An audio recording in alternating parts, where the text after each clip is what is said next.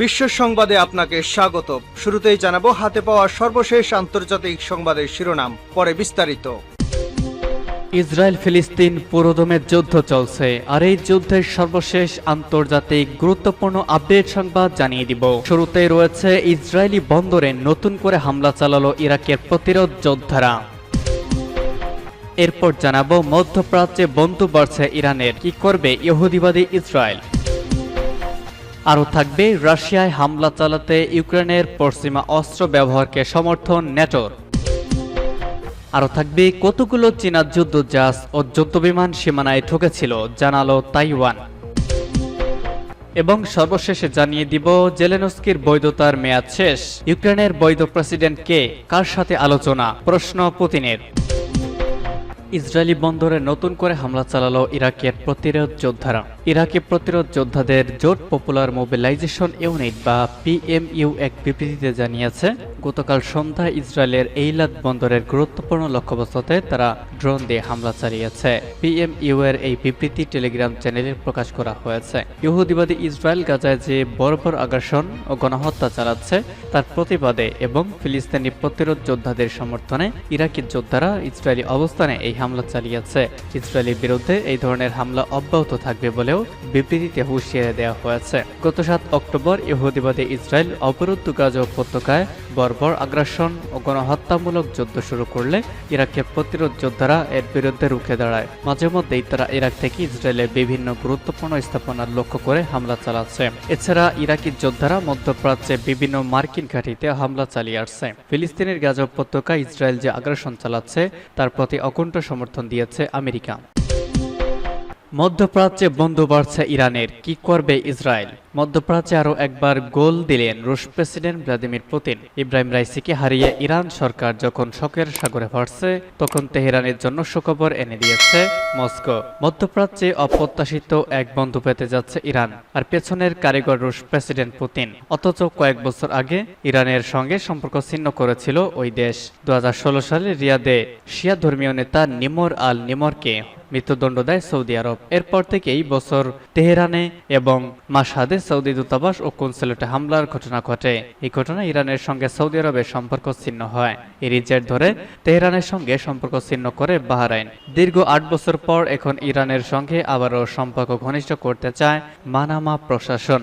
সম্পর্ক স্থাপনের ক্ষেত্রে দেরি না করার ঘোষণা দেন বাহরাইনের বাদশাহ হামাদ। বাহরাইনের বাদশাহ হামাদ বলেন, ইরানের সঙ্গে আমাদের সমস্যা ছিল, কিন্তু এখন আর কোনো সমস্যা নেই। বৃহস্পতিবার মস্কোয় রুশ প্রেসিডেন্ট ভ্লাদিমির পুতিনের সঙ্গে সাক্ষাৎ করেছেন বাদশাহ হামাদ। এরপরই এমন মন্তব্য করেছেন তিনি। বলেছেন, ইরানের সঙ্গে সম্পর্ক স্বাভাবিকীকরণে দেরি করার কোনো কারণ নেই। আমরা দুই দেশের মধ্যে কূটনৈতিক, বাণিজ্যিক ও সাংস্কৃতিক সম্পর্ক স্বাভাবিকের চেয়ে চেষ্টা করছি।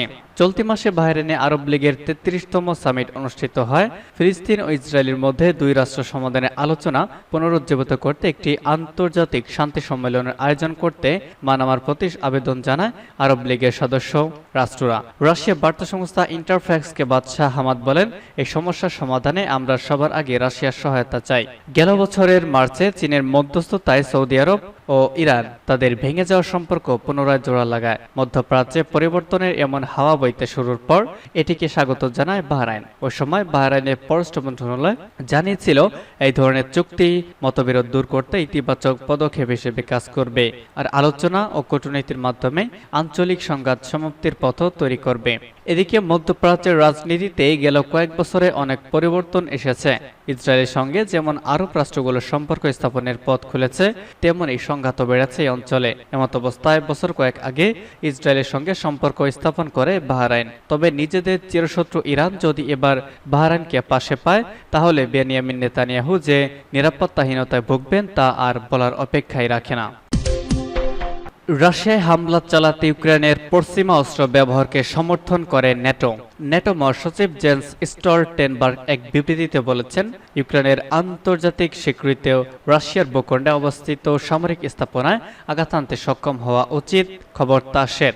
স্টলটেনবার্গ দ্য ইকোনমিস্টের সাথে এক সাক্ষাৎকারে বলেন, মিত্র দেশগুলোর ইউক্রেনকে দান করা অস্ত্র ব্যবহারের ওপর তারা যে বিধিনিষেধ আরোপ করেছে, সেই সবের কিছু প্রত্যাহার করা উচিত কিনা তা তাদের বিবেচনা করার সময় এসেছে। বিশেষ করে এখন যখন রাশিয়ার সাথে সীমান্তের কাছাকাছি খারকোভে প্রচণ্ড লড়াই চলছে, তখন ইউক্রেনকে রাশিয়ার ভূখণ্ডে বৈধ সামরিক স্থাপনার বিরুদ্ধে এইসব অস্ত্র ব্যবহারের সম্ভাবনা অস্বীকার করায় সেখানে কিয়েভের পক্ষে আত্মরক্ষা করা খুব কঠিন হয়ে পড়েছে।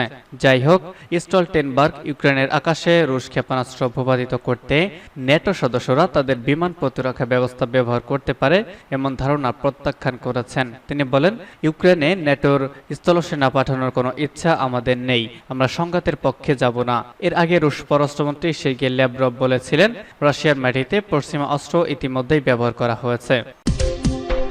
কতগুলো চীনা যুদ্ধজাহাজ ও যুদ্ধবিমান সীমানায় ঢুকেছিল জানালো তাইওয়ান।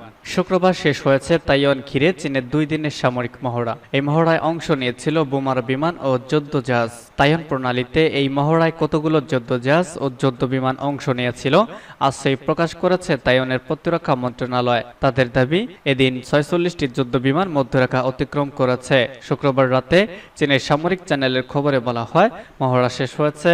চীনা সেনাবাহিনী মুখপাত্র পিপলস লিবারেশন আর্মি ডেইলির এক মন্তব্য প্রতিবেদনে বলা হয়, পূর্ব ঘোষিত অনুযায়ী গত বৃহস্পতিবার থেকে শুক্রবার পর্যন্ত 2 দিন স্থায়ী ছিল এই মহড়া। এরপর আজ তাইওয়ানের প্রতিরক্ষা মন্ত্রণালয় জানায়, মহড়ার দ্বিতীয় দিনে গতকাল শুক্রবার 46টি চীনা সামরিক প্লেন তাইওয়ান প্রণালীর মধ্যরেখা অতিক্রম করেছে।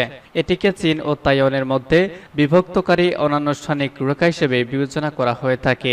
তাইওয়ান বলেছে, সব মিলে 62টি চীনা যুদ্ধজাহাজ ও চীনা নৌবাহিনীর 27টি জাহাজ শনাক্ত করেছে তারা। মন্ত্রণালয়ের তথ্য অনুসারে যেসব যুদ্ধজাহাজ মহড়ায় অংশ নিয়েছিল তার মধ্যে আছে SU-30 যুদ্ধবিমান, পারমাণবিক সক্ষমতা সম্পন্ন A-6 বোমারু বিমান। তাইওয়ান প্রণালীতে যেমন মহড়া চলেছে, তেমনি ফিলিপাইন থেকে তাইওয়ানকে বিভক্তিকারী বাসি চ্যানেলেও মহড়া চলেছে। স্বায়ত্তশাসিত অঞ্চল তাইওয়ানকে নিজেদের ভূখণ্ড হিসেবে দাবি করে চীন। তাইওয়ানের প্রেসিডেন্ট হিসেবে লাই চিংতে শপথ নেয়ার 3 দিন পর বৃহস্পতিবার তাইওয়ান ঘিরে জয়েন্ট সোর্ড 2024 মহড়া শুরু করে চীন। লাই চিংতে কে বিচ্ছিন্নতাবাদী আখ্যা দিয়েছে দেশটি। সর্বশেষ জানিয়ে দিব, জেলেনস্কির বৈধতার মেয়াদ শেষ। ইউক্রেনের বৈধ প্রেসিডেন্ট কে, কার সাথে আলোচনা? পুতিনের প্রশ্ন। রাশিয়ার প্রেসিডেন্ট ভ্লাদিমির পুতিন বলেছেন, ইউক্রেনের প্রেসিডেন্ট ভলোদিমির জেলেনস্কির ক্ষমতার মেয়াদ শেষ হয়ে গেছে।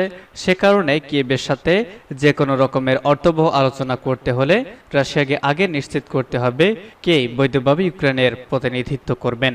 গতকাল শুক্রবার বেলারুশের রাজধানী মিনস্কে দেশটির প্রেসিডেন্ট আলেকজান্ডার লুকাশেঙ্কোর সাথে সংবাদ সম্মেলনে বক্তব্য রাখেন প্রেসিডেন্ট পুতিন। ইউক্রেনের প্রেসিডেন্টের ক্ষমতার মেয়াদ শেষ হওয়া যাওয়ার প্রসঙ্গ টেনে পুতিনের মন্তব্য জানতে চাইলে তিনি এসব কথা বলেন। পুতিন জোর দিয়ে বলেন, ইউক্রেনের সাথে চলমান সংঘাতের অবসান ঘটানোর জন্য মস্কো আলোচনায় বসতে প্রস্তুত রয়েছে।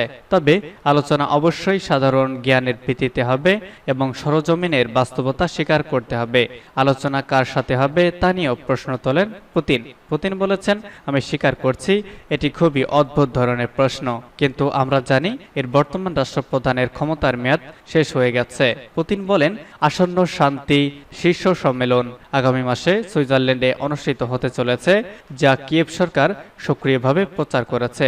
মূলত জেলেনস্কিকে বৈধতা দেওয়ার জন্য এই সম্মেলনের আয়োজন করা হয়েছে বলে উল্লেখ করেছেন পুতিন।